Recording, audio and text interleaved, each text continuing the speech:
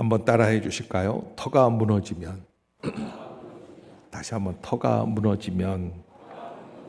네. 이 터가 무너지면이라고 하는 오늘 시편 11편 제목, 이 내용은 무슨 내용일까? 여러분들이 아마 궁금해하실 분들이 계십니다. 아주 유명한 시편 내용입니다. 특별히 다윗이 하나님을 의뢰하는 그 믿음이 어떠한 믿음이어야 하는가를 우리에게 잘 알려주고 전달해주고 있는 귀한 시편이라고 말할 수가 있습니다. 특별히 시편 11편은 위기의 순간에서 하나님만 보려고 하는 시편 기자의 고백 속에서 진정한 믿음은 어떤 믿음인가? 진정한 믿음. 이것들을 우리에게 알려주고 계시죠. 제가 언제 한번 들었던 아주 재미난 이야기 중에 한 가지, 이런 이야기가 있어요. 한 3층에서 교회, 삼각교회를 이렇게 모여서 교인들이 예배를 드리고 있는데 아주 큰 일이 났어요. 2층에 술집이 이사를 온 거예요. 금요일 날, 다른 날은 좀 참겠는데 금요일 날 그냥 술 냄새만 올라오는 게 아니라 고성을 지르고, 그래서 그냥 우리가 성령이 오셨네 짠 짠 짠 뭐 이런 헷갈려요. 찬송가 부르는데. 예. 그래가지고서는 그냥 목사님이 너무 고역스러우신 거예요. 그래서 참다 못해서 우리 아무래도 저 술집 이사 가게 해달라고 기도합시다. 그런데 어느 성도가 뭐라 그러냐면, 목사님 화끈하게 그냥 불 확 나게 해달라고 기도합시다. 그거 참 좋은 것 같아요. 그래서요, 그날부터 기도를 하기 시작을 했어요. 그런데 이상한 일이 벌어졌는데, 우연히 한 달 뒤에 그날도 금요일 날 모여서 하는데 2층에 불이 나버렸어요. 그래가지고 홀라당 탔는데 이제 화재 조사를 하러 소방관이 와서 이렇게 하는데 뭐라고 그러냐면, 어떻게 해서 화재가 났다고 생각하세요? 그랬더니 2층 사장이 뭐라고 그러는 줄 아세요? 위층 교회 목사님 때문에 불이 났다는. 깜짝 놀라서, 아니 목사님이 불을 내셨습니까? 그랬더니 목사님이 한 달 전부터 우리 집 불나게 해달라고 기도하고 있었다고. 그러니까 목사님을 또 모셔가지고, 목사님 저 한 달 전부터 이 집에 불나게 해달라고 기도하셨다고 하는데 이 집이 불난 게 목사님 기도 때문이죠? 그리고 물어봤더니 목사님이 막 웃으시더니, 세상에 그런 게 어디 있냐고. 아니 불난다고 기도하라고 그러다가 불 다 나면 이 세상이 불바다가 되는 게 절대 그런 일은 없다고. 결국에는 누가 불을 냈는지 그 소방관이 못 찾았다는 거예요. 그런데 조사서 밑에다가 그렇게 썼대요. 술집 사장님 믿음 100점, 3층 목사님 믿음 빵점은 뭐하고, 기도는 했으니까 50점 그랬다는 거예요.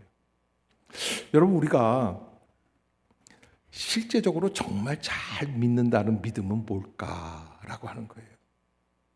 오늘 시편 11편에서 이렇게 이제 시작을 하죠. 내가 여호와께 피하였거늘. 다윗은 17살에 골리앗을 쓰러뜨리면서 아주 그냥 급속도로, 빠른 속도로 이스라엘의 천부장이 됩니다. 백부장 정도의 장군이 아니라 최고 사령관이 되는 거죠. 그러면서 사울 왕의 사랑을 독차지하고 나중에는 권력 다툼 속에서도 사울 왕의 사위가 됩니다. 왕의 사위라는 것은 부마라고 하는데 너무 놀라운 권력을 갖게 되는 거죠. 비리비리한 사람이 사위가 되면 아무 문제가 없지만 아주 강력하게 떠오르는 샛별 같은 사람이 왕의 사위가 되니까 사람들이 다음 왕을 누구라고 생각해요? 다윗이라고 생각해요. 그러면서부터 사울 왕에게 미움을 받기 시작을 하고 그의 인생이 고난 속으로 들어가게 됩니다. 그래서 20년 가까이 10여 년을 도망자의 삶으로 살아가게 됩니다. 그는 수없이 많은 위기 속에서 매번 그를 죽이려고 하는 사울 왕의 위기를 겪으면서 매번 도피해야 되는데, 그 도피 속에서 하나님을 의지하는 법들을 배워나가게 되죠. 근데 오늘 시편 11편은 바로 그런 위기의 순간에 내가 여호와께 피하였거늘 그렇게 이야기를 해요. 따라해 봅시다. 내가 여호와께 피하였거늘. 여러분, 우리가 하나님 앞에서 믿음으로 한번 살아보려고 기도하고 말씀을 읽고 뭐 이렇게 한번 시도를 해본다는 거예요. 그런데 너희가 내 영혼에게 새같이 내 산으로 도망하라 하면 어찌함인가 라고 이야기를 해요. 사람들은 다윗에게 뭐라고 그래요? 너 기도하는 거 소용없어. 산속에 숨어. 그런 이야기를 한다는 거예요. 기도하는 게 소용이 없어요. 산속에 숨으라는 거예요. 믿음으로만 되는 게 아니에요. 여러분, 사실 어떻게 보면은 내일 학기말고사인데 아무리 기도하고 철야하고 금식기도 한다고 100점 맞을 자신이 있습니까? 사실 그렇게 보면은 기도하는 거와 100점 맞는 거는 별개의 문제고, 제가 해보니까요, 공부도 하면서 기도하는 게 제일 좋더라고요. 아멘이 아무도 없는 거 보니까 그러기는 싫은 것 같아요. 그런데 사람들은 자꾸 다윗에게 너 자꾸 믿음으로만 살려고 너무 그러는 거 아니야? 너 인간적인 방법들을 만들어 놔야 되는 거 아니겠어? 언제까지 이렇게 도망만 다닐 거야?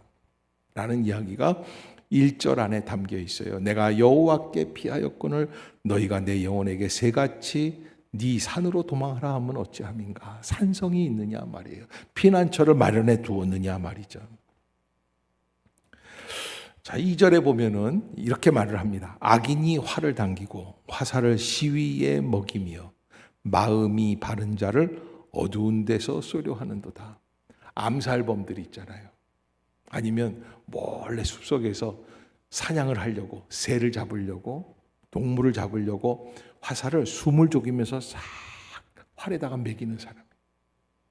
그런데 인생을 살아보니까 다윗은 예기치 못했던 위기가 자기를 화살 쏘는 사람이 조용히 화살을 쏘려고 하는 것처럼 그렇게 기다리고 있다는 것을 깨닫게 되는 거예요. 인생을 살아보니까 악인이 활을 당기고 화살을 시위에 먹이는 것처럼 마음이 바른 자를 어디서 쏘아요? 어두운 데서 쏘려고 한다. 악한 마음으로 탁 숨을 죽이고 노려보고 있다는 거예요. 여러분, 인생을 살면서 그럴 때가 많이 있죠. 요즘 대한민국을 한마디로 이야기하면 뭐라고 얘기할 수 있을까? 저는 불타는 대한민국이라고 이야기할 수 있어요. 어제도 그제도 그저께도 40도가 넘어요. 한낮에 도심 한복판에 더위가 우리를 무기력하게 만듭니다. 한 번은 이렇게 탁 하고서는 차에서 내렸는데 40도 더위가 팍 오는데요. 차에서는 에어컨을 켜고 있었으니까 몰랐는데 탁 내려서 이렇게 걸어가는데 무슨 생각을 하냐면 아무것도 하고 싶지 않다. 근데 이제 그 생각을 했어요. 이 무더위 속에서 한낮에 공사판에서 돌을 나르고 세멘을 붓고 벽돌을 짓고 그런 분들이 계시는데 참 큰일 났구나. 어쩌자고 이런 무더위, 불볕더위가 기승을 부릴까. 여러분, 더위가 갑자기 너무 지나친 더위가 오면 뭐 하고 싶은 마음이 아무것도 없어지는 그러한 괴리감을 느끼게끔 돼 있죠. 그런데 무더위뿐만이 아닙니다. 인생에도 그럴 때가 있습니다. 대처할 수 있는 위기가 아니라 대처할 수 없는 위기가 나를 무기력하게 만들어요. 아무것도 하고 싶지 않고 모든 것을 포기하고 싶고 절망 가운데 들어갈 것밖에 없는 그런 내 인생, 자포자기하고 싶다 생각이 드는 그러한 인생을 겪어나가는 분은 안 계십니까? 아무리 피하려고 해도 악인은 어두운 데서 화살을 쏘려고 숨죽이고 나를 노리고 있는 것 같은 인생의 위기를 깨닫는 거예요. 그래서 그 위기 속에서 다윗은 3절을 고백합니다. 우리 3절 한번 같이 읽어보겠습니다. 3절 시작. 터가 무너지면 의인이 무엇을 하랴. 다시 한번 터가 무너지면 의인이 무엇을. 한 번만 더 해봅시다. 시작. 터가 무너지면.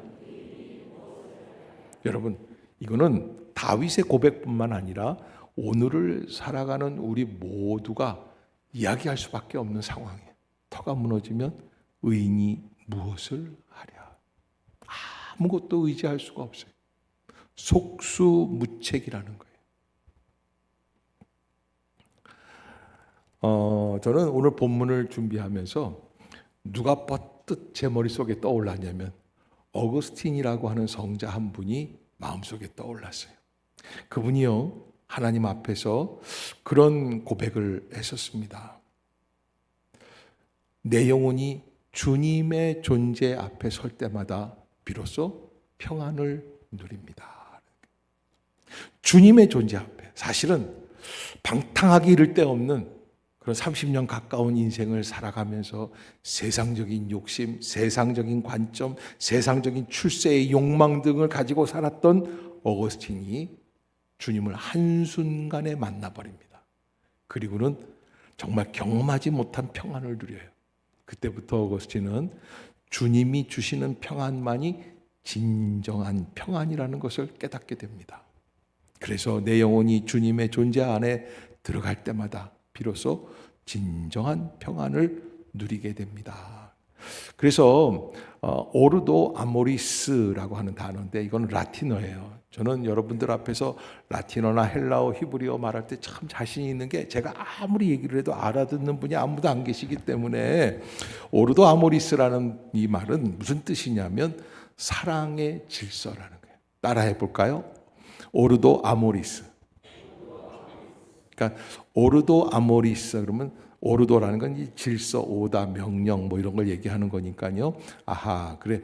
사랑의 질서, 사랑의 올바른 순서가 있어야 된다는 거예요. 그러니까 어거스틴이 무엇을 이야기하냐면 인간이 행복하게 살기 위해서는 무엇보다 무엇을 사랑하는지, 사랑의 대상이죠. 뭘 사랑해야 되는가, 그리고 얼마나 사랑해야 되는지를 바르게 해야 한다는 가르침을 주고 있다는 거예요. 다른 말로 표현하면 사랑의 질서가 중요하다. 제가 전에 한번 말씀드렸는데 우리 아이 그 군대 퇴소식 할 때 엄마들이 강아지를 안고 왔다고 말씀드렸잖아요. 그래서 아유 제가 별꼴이다. 여기까지 군대 강아지도 훈련시키려고 그러나 왜 강아지 훈련소에 다 강아지도 데리고 왔나는데 훈련 끝나고 보니까요 아이들이 다 나오는데 엄마 그러고 오는데 와가지고 엄마한테 안기지 않고 강아지를 다 너무 행복하게 보이는 거예요. 나도 한번 안아볼까? 그 생각이 들 정도로 그렇게 행복할까? 근데 한 5시간 정도 시간을 주더라고요, 훈련소에서. 그리고 한 4시 반쯤에 이제 들어와라 그러는데 그 5시간 내내 애들이 그걸 까. 보기만 해도 더워 죽겠는데.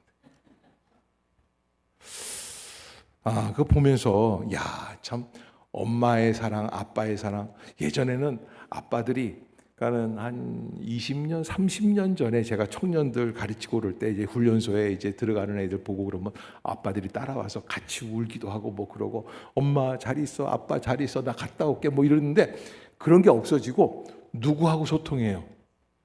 강아지하고 소통해요. 그냥 좋아서. 여러분 강아지를 사랑하는 게 나쁜 거는 아니에요. 그런데 우리의 사랑이 질서가 있는가? 오르도 아모리스. 분명한 순서대로 사랑하고 있는가? 사람은 본성적으로 사랑을 해야만 하고 사랑하면서 사는 존재라고 그래요. 그래서 문제는 무엇을 어떻게 사랑하느냐에 달려 있다라는 것이 어거스틴이 하는 이야기예요. 하나님을 우선적으로 사랑해야 되는데 하나님보다 세상의 것을 더 사랑하면 뭐가 되냐면 우상 숭배가 된다는 거예요. 여러분, 하나님보다 더 사랑하려고 할 때가 있어요. 사사기 6장에서 8장을 보면 기드온 용사 이야기가 나오는데 기드온이 수만 명의 미디안 병사들과 수십만 명이죠.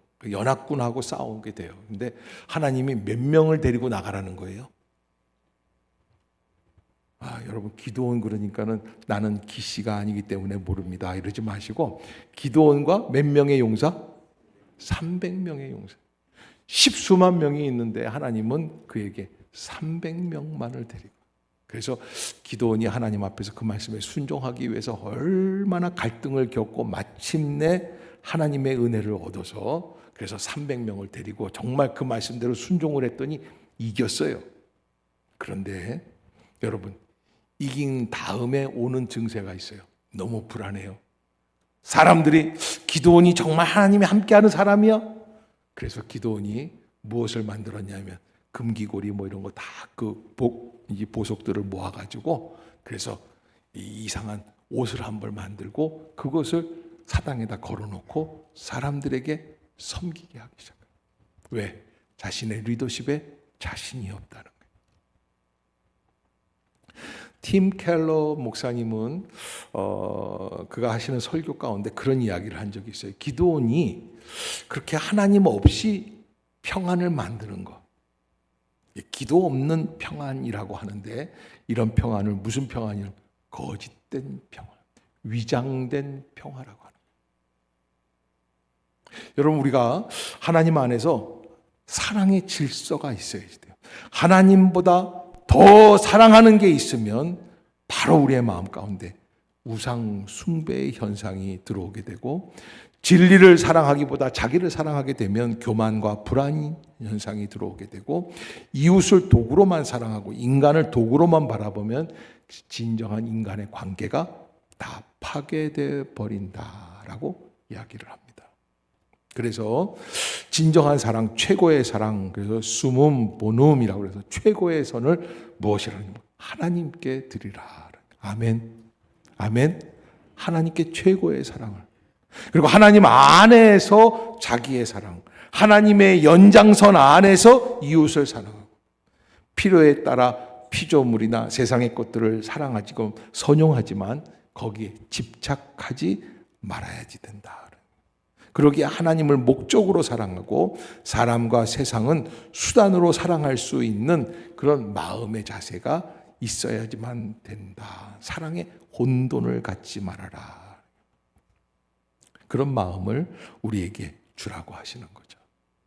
우리가 하나님 앞에서 나는 어떻게 진정한 사랑의 질서를 유지해 나갈 수 있겠는가? 여러분, 예수님께서 우리에게 뭐라고 말씀을 하시냐면 요한복음 14장 27절에 평안을 너희에게 끼치노니 곧 나의 평안을 너희에게 주노라. 내가 너희에게 주는 것은 세상이 주는 것과 같지 아니하니라. 너희는 마음에 근심도 하지 말고 두려워하지도 말라. 따라해 봅시다. 너희는 마음에 근심하지도 말고 두려워하지도 말라. 그런데 여러분, 예수님을 믿기 때문에 근심하지 않고 두려워하지 않는 건 좋지만, 팀 켈러 목사님이 말씀하신 것처럼 기드온이 40년 동안 평안을 누렸지만, 그러나 우상을 만들어 놓고 누리는 그 평안은 거짓된 평안, 예배가 없는 평안, 순종이 없는 평안이기 때문에 잘못된 평안이라는 거예요. 오늘 우리가 예배 드리지만 이 예배가 진정한 예배가 되기 위해서는 어떻게 합니까? 내가 죽고 예수가 사는 평안이 임해야지 돼요. 그러나 내 생각대로, 내 고집대로, 내가 계획한 대로, 내가 말한 대로만 돼야 된다고 생각할 때는 이건 잘못된 예배가 될 수 있습니다. 그래서 존 스토트도 이런 이야기를 합니다. 오늘날 기독교의 상태를 쿠션 같은 종교라고 표현한다. 쿠션 같은 종교. 그러면서 고상하지만 얄팍한 기독교의 가면을 쓰고 그들은 존경을 잃지 않지만 불편하지 않은 범위 내에서 신앙생활을 한다. 그래서 믿지 않는 남편들이 여러분들이 계시는데, 이 믿지 않는 남편들이 아내한테 교회 나갈 때마다 열심히 뭘 하려고 할 때마다 아빠들이 하는 얘기가 있어요. 뭐라고 그래요? 믿는 건 좋지만 어떻게 믿어? 적당히 믿어요. 사실 여러분, 믿음이라는 건 적당히 믿는다라는 그 믿음 자체부터가 잘못된 믿음이 될 수 있어요. 한번 옆에 사람 한번 바라봅시다. 그리고 이렇게 얘기합시다. 적당히 믿지 마시고 온전히 믿으세요. 다시 한번 바라보시고요. 그 믿음으로 더위를 이깁시다. 제가요, 아이스크림 장수하려고 더위 이기라고 하는 게 아닙니다. 복날에 잘 지내라 하는 더위가 아니에요. 여러분, 모든 것을 내려놓을 수밖에 없을 것 같은, 포기할 것 같은 세상에 두려운 더위보다 더 어려운 무서운 역사들이 있습니다. 그것을 이길 수 있는 길은 온전한 믿음입니다. 그러기에 이전 시대의 교회의 시험은 피를 흘려야 되는 박해였다고 해요. 때로는 기독교를 믿는 것 때문에 순교를 각오해야 할 때도 있었습니다. 그러나 오늘날 사탄의 전략은 박해가 아닌 평안이에요. 그래서 박해의 시대의 순교를 각오하면서 신앙생활을 한 것처럼 평안의 시대에도 그 평안, 어떤 평안인지를 잘 알고 이겨나가고 극복할 수 있는 자세가 필요하다는 거예요. 그렇지 않으면 바쁜 현실에 매몰되어서 하나님을 찾지 못하는 시대가 될 수 있다는 것이죠. 오늘 다윗은 우리에게 터가 무너지면 의인이 무엇을 하랴. 사실은 인간이 만들어 놓은 수단과 방법들이 다 있습니다. 그래서 이것만 있으면 잘 될 거라고 생각을 합니다. 그러나 그게 어그러질 때가 많이 있어요. 여름 수련회를 앞두고 있기 때문에 제가 한 40몇 년 전에 청소년부 교사로 있을 때입니다. 총무교사를 하면서 아이들을 돌보고 있는데 한 100수십 명 되는 애들을 데리고 강원도 홍천 강가로 캠핑을 갔습니다. 너무 예쁜 거예요. 너무 자연이 아름다워요. 물속이요, 그냥 마치 유리를 바라보는 것처럼 그렇게 맑고 깨끗해요. 제가 답사를 갔었는데요, 그 강을 건너면서 그때는 사공이 있었어요. 그래서 사공 그러면 사공이 배를 가지고 와서 저를 건네줬다니까요. 예, 뭐 별 얘기도 아닌데 이렇게 진지하게 하냐고요. 근데 이렇게 가면서요, 물속을 바라보면서 물이 너무 맑아요. 그랬더니 그 사공 아저씨가 뭐라고 그러시냐면, 물만 맑은 게 아니에요, 지속도 맑다는 거예요. 그런 동네 너무 좋아서 아이들을 데리고 한 130명 데리고 가서 이제 텐트를 치고 캠핑을 하고, 도착하자마자 정신없이 그냥 밥을 해서 먹이고 뭐 그러고서는 이제 했는데, 정신을 차리고 보니까요, 교회 버스를 타고 왔거든요. 교회 버스 밑바닥에 짐칸이 있잖아요. 그 짐칸에 3박 4일 동안 하는 수련의 모든 기구가 다 그 안에 있는데 그대로 가버렸다. 누구 책임이에요? 제 책임이에요. 이야, 주여 어찌하오리까 쿼바디스 도미니오스. 어떻게 하면 좋겠습니까? 그런데 저녁 먹고 이제 예배 드리고 있는데 투둑투둑 비가 내리기 시작하더니, 비가 심상치 않은데 폭우로 쏟아지기 시작을 하는데요. 갑자기 강물이 부는데요, 무슨 위기 탈출이에요. 딱 텐트를 걷어가지고, 그래서 근처에 있는 학교를 갑자기 빌려가지고 2주를 했어요. 애들이 그냥 피난 간다 그러고서 뭐 좋아서 물속에서 막 텐트 들고 막 다니면서 막 난리가 나고 뭐 좋다고. 그런데 새벽이 되니까 싹 그치고 날씨가 맑아져요. 부장 집사님이, 이 선생 도로 가자. 그래서 다시 또 그 텐트 걷은 거 다시 가서 다 치고서 아침 밥해 먹고 나니까 10시인데 피곤해서 밤새도록 했으니까 애들 다 취침하고, 그래서 저녁 때 일어나서 밥 먹으려고 보니까 또 비가 내리기 시작을 해요. 이틀을 그렇게 했어요.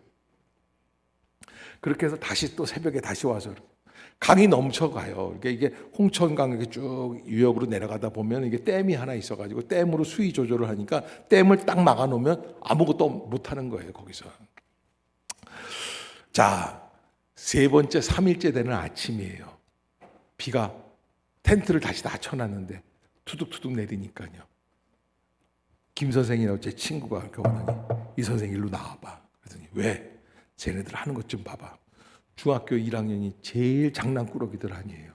초등학교에서 갓 올라와가지고 뭐 척닥선이 없이 그냥 막 설교 시간에도 낄낄거리고 웃고 말도 안 듣고 뭐 지들끼리 놀러 다니고 뭐 그러는 애들인데, 얘네들이 어디서 찾아왔는지 십자가를 강바닥에다 꽂아놨어요. 그러고는 쭉 뭐라 그러냐면, 다시는 비 안 오게 해주세요. 왜? 이틀 겪었더니 이게 보통 일이 아니거든요. 10몇 명이 기도를 하기 시작을 하는데요, 거기가 30명이 되더니 100명이 되더니 전교인이 다 왔어요. 막 기도하는데 이게 울음바다가 됐어요. 부장 집사님 뭐라 그러냐면, 저를 보고 싱긋 웃더니, 야, 교육 자료 다 없어도 우리 수련회 끝내주게 했다. 우리가 밤낮 100일을 해도 이 정도로 이렇게 통성기도 할 수 있겠냐. 하나님이 2번 캠핑을 옮기게 했더니 이런 일이 벌어졌구나. 우리 성공했다. 저는요, 그때 그 생각이 들었어요. 야, 사람이 하는 게 아니구나. 사람이 준비하지만, 사람이 계획하지만 사람이 하는 게 아니에요. 이럴 때 옆에 사람 한번 바라보세요. 사람이 하는 게 아니에요.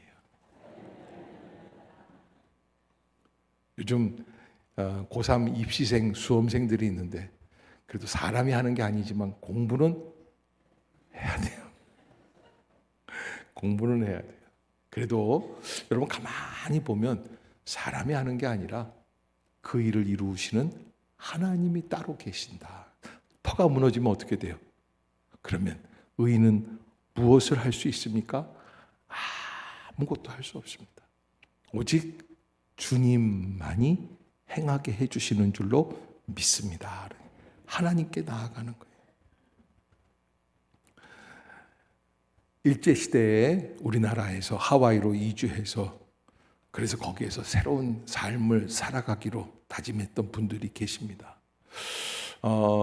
일본 정부에서는 그 이주민들을 데려다 놓고 거기서 월급을 받은 걸 착취해가지고 쓰려고 했었는데 그런 여러 가지 음모 때문에 달려가서 거기서 이제 농장에 들어가서 일꾼 일들을 하다가 거기서 수없이 많은 아픔들을 겪고 핍박을 겪고 그런데 이제 교인들이 계셨단 말이에요. 주일이 되고 예배를 드리려고 교회로 달려갔는데 그 농장 주인은 미국 사람이지만 화가 나가지고 이제부터는 주일에는 교회 가는 사람들은 매질을 하겠다고 협박을. 왜? 노예니까요.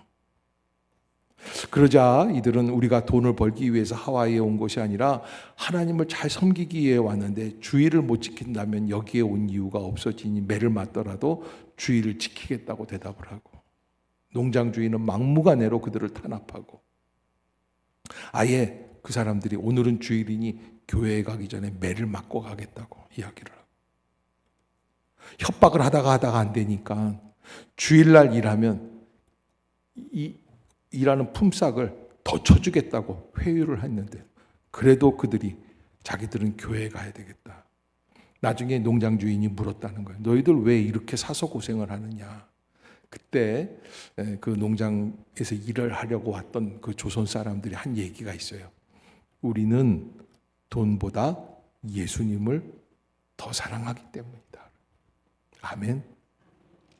우리가 주님을 사랑하는 게 돈 몇 푼 받으려고 핍박을 피하기 위해서 어려움을 그저 피하기 위해서 믿는 게 아니라 우리는 그 어려움보다 예수님을 더 사랑하기 때문에 그래서 주님 앞에 나아가는 거죠. 그러기에 여러분 우리가 살아가는 인생 속에서 예배 없는 평안, 순종 없는 평안, 쿠션 같은 기독교가 아닌 진정한 은혜를 체험하는 역사. 그래서 그 역사를 4절에 다윗은 이렇게 표현을 해요. 4절 한번 읽어봅시다. 시작. 여호와께서는 그의 성전에 계시고 여호와의 보좌는 하늘에 있음이요 그의 눈이 인생을 통촉하시고 그의 안목이 그들을 감찰하시도다. 아멘. 아멘. 하나님은 변함없이 우리를 지켜주신다는 거예요. 하나님은 흔들림 없이 우리를 감찰하신다는 거예요. 하나님이 나를 도와주시고 지켜주시지만 또 그 눈으로 우리를 딱 바라보고 계신다는 거예요. 그것을 잊지 말아야지 돼요. 그 은혜 가운데 들어갈 수 있어야지 돼요. 그러기에 하나님의 은혜 가운데 보석 같은 믿음.